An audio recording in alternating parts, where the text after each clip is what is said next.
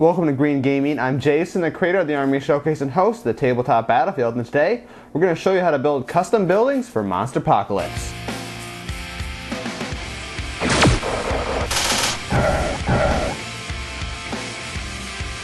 So welcome back to Green Gaming, presented by the Tabletop Battlefield over at www.tabletopbattlefield.com. And the idea of this show is to kind of take an environmental approach to miniature wargaming. So we often build projects out of trash, as we're going to do today, or sometimes we try to find a more environmental approach to some of the harsher chemicals we tend to use in building these things. So, like I said, we're going to build some custom buildings for Monsterpocalypse. So, we're actually going to build them out of trash. So here's what we're going to need today. In terms of tools, we'll start there first. You're going to need some scissors. Got a hot glue gun sitting over here, ready to glue some stuff up. A little hobby knife to cut some plastic things up. We're going to actually have some paint later on, so here's some spray primer, not the nicest stuff for the environment, but we're working on getting these things replaced. And then we've got some actual just black poster paint, so we're going to do some washing. And then let's move on to the components you're going to need. I'm actually going to be using a ripped up booster here for Monsterpocalypse as the base of the buildings. I then have a little plastic memory card pack. So these things are kind of, obviously this one's for a memory stick for digital cameras, but any kind of little plastic structure is what you're going to want to use. And the last thing I've got is another little ironic project for this one. It's actually a Games Workshop bottle of plastic glue. Obviously I've used up the bottle, so now we're going to find a way to do something with it.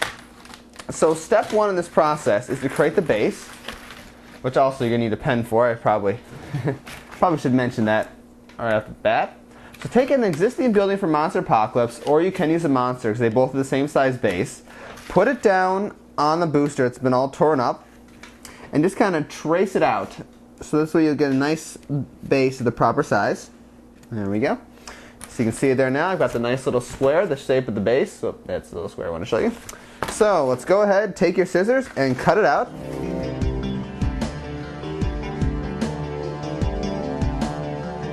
Alright, so we can set this thing off the side. We don't need the booster anymore, unless you're going to make more buildings in one session. So now what we're going to do is, in the case of this little memory stick case I've got, what I want to do is cut out this little plastic thing in the middle, because it's kind of small, but it's a little bit of risen up above the rest of the plastic. I'm going to use that for kind of the main portion of the factory, or the building, whatever you want to call it. So take your hobby knife and just kind of cut along that with your hobby knife, and do your best to extract it out.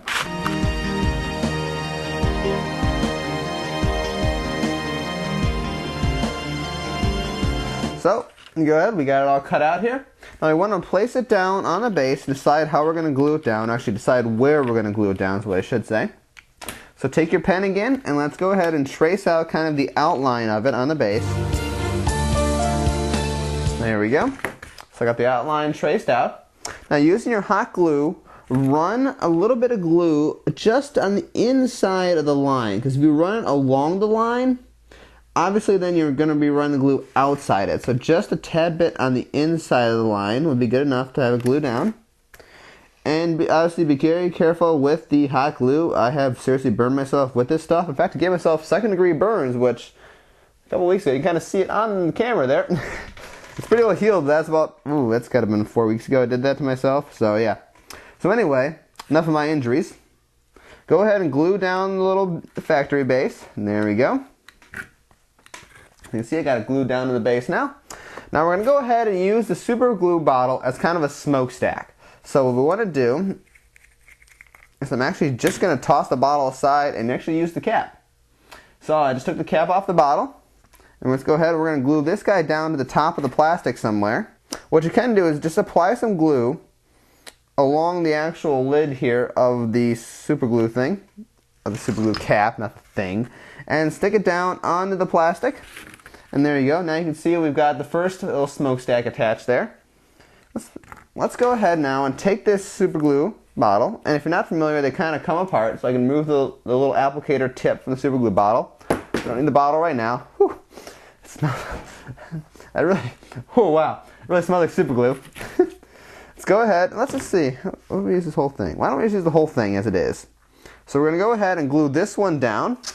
So run some more hot glue along the inside of the second little piece of super glue bottle and kind of stick it down so it's kind of near the other smokestack, but obviously maybe offset it like that a little bit to give it a little unique look. But That's pretty much all you're going to do for building the actual structure. So now what you're going to want to do is take this thing outside and basically hit it up with some basic primer. This is a very cheap primer. I'm not using the fancy Games Workshop stuff on this because that's way too expensive and it absolutely is not necessary. So just take it outside, hit it with some primer to cover it all in a base coat of gray, and we'll come back from there to finish this job up. So we're back here with the Monsterpocalypse buildings. The primer is pretty well dry. I've had it outside for a little while. And the beauty of these buildings now is the fact they're so small scale. The painting can be really simple. So you're not going to do a whole lot of painting to make this thing ready for battle. So what we're actually going to do is apply several layers of washes. Now a wash, if you're not familiar with painting, is a very thin down paint. In this case, I'm just using our black poster paint here. Nothing fancy, very cheap stuff. I'm going to water it down like crazy and run it over about 4 or 5 times, letting each layer kind of dry in between. And the reason I've kind of got this little bucket set up here, it gets really messy because it's really watered down paint. And therefore all the paint will kind of catch in this bucket instead of running across my entire table and making a really big mess of things. So let's start by taking some of this black paint and kind of spreading it out in a little, your paint tray, whatever it may be. Probably don't need a whole lot, I probably put too much down there. Then take a paintbrush with some water and really thin it out. You're almost going to get something that's the consistency of like an ink. There we go. Yeah, let's go more. And all you're really going to do is simply run over the building like this. And this will give a very worn, rusty kind of look to the building. Maybe even take some more water and kind of run it over so that it'll kind of have some of the paint dip off. Maybe even pick it up and shake it off like this, drop off some of the excess paint. And what you notice, the wash will tend to collect in some of the more recesses of the model, kind of giving those areas a little more standout of feel. Let's go ahead and just kind of shake it off some more. And now we're just going to let it go for about a few minutes, let this all dry, and then do maybe about 2 or 3 more times, and we'll be ready to go ahead and apply some details, flock it, and call this project done. So now you go ahead, I've let the washes dry. You can see it gives the factory a very grungy, very dirty look that brings out some of the kind of little recessed areas and things. So we're going to go ahead and add the last step, which is add some details to it.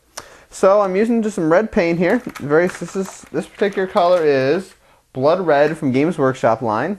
And all I'm going to really do is add a few small little lights across the top. So they're kind of like little warning lights for planes to see so they don't fly into the tower smokestacks and things. So I'm just going to dab a little bit of red along the smokestacks here.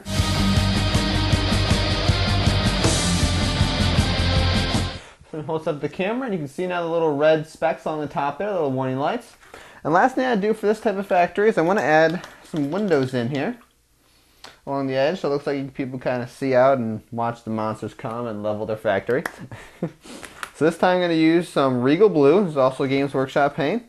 Just kind of dab a few little dots along the edges here, kind of make it look like there's maybe a little bit of windows or something.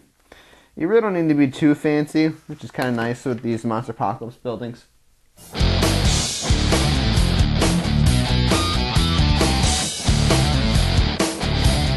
Hold it up here, you can see now we got a line of little windows all across, or all around the factory. So, before you can call this project done, the last thing you're just going to do is kind of flock it up, put some little green flock on the base. Maybe stick a little bush here and there, depends how you think it looks.